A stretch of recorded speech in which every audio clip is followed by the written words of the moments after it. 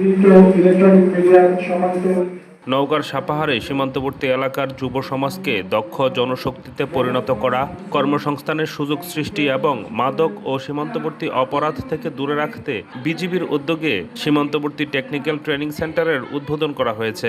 রোববার সকাল 10টায় উপজেলার আইহাই ইউনিয়ন পরিষদ হলরুমে রাজশাহী সেক্টরের নির্দেশনায় এবং নওগাঁ ব্যাটালিয়ন 16 বিজিবির ব্যবস্থাপনায় 4 সপ্তাহব্যাপী এ প্রশিক্ষণ কার্যক্রমের উদ্বোধন অনুষ্ঠিত হয়। উদ্বোধনী অনুষ্ঠানে প্রধান অতিথি হিসেবে উপস্থিত ছিলেন নওগাঁ ব্যাটালিয়ন 16 বিজিবি এর অধিনায়ক লেফটেন্যান্ট কর্নেল আরিফুল ইসলাম মাসুম। অনুষ্ঠানে উপস্থিত ছিলেন সাপাহার উপজেলা নির্বাহী কর্মকর্তা রুমানা রিয়াজ, আইহাই ইউনিয়ন পরিষদের চেয়ারম্যান জিয়াউজ্জামান টিটু, যুব উন্নয়ন কর্মকর্তা মিজানুর রহমান প্রমুখ। এ সময় বক্তারা বলেন, প্রশিক্ষণে অর্জিত দক্ষতাকে কাজে লাগাতে পারলে যুব সমাজের কর্মসংস্থান সৃষ্টি হবে এবং তারা আত্মনির্ভরশীল হয়ে উঠবে।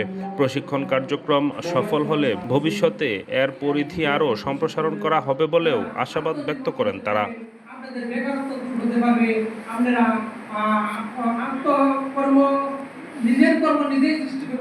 এটা কিন্তু আমাদের একদম প্রত্যন্ত এলাকায় কি আমাদের উপজেলা পর্যায়ে সম্ভবত ভালো কোনো টেকনিশিয়ান বা ভালো কোনো এই ব্যবস্থা নাই। যেহেতু সাপাহার উপজেলা আমরা জানি যে একটা সীমান্তবর্তী উপজেলা, সীমান্ত জেলা আমাদের পার্শ্ববর্তী দেশের সাথে কিন্তু অনেক বিষয়ে আমাদের সম্পর্ক রয়েছে এবং আমরা প্রায়ই দেখি, যেটা আমাদের চেয়ারম্যান সাহেব বললেন যে কুশিনের মতো ঘটনাগুলো আমরা প্রায়ই খেয়াল করে থাকি। তো এই জাতীয় ঘটনা জানি আমাদের সাপাহারে না ঘটে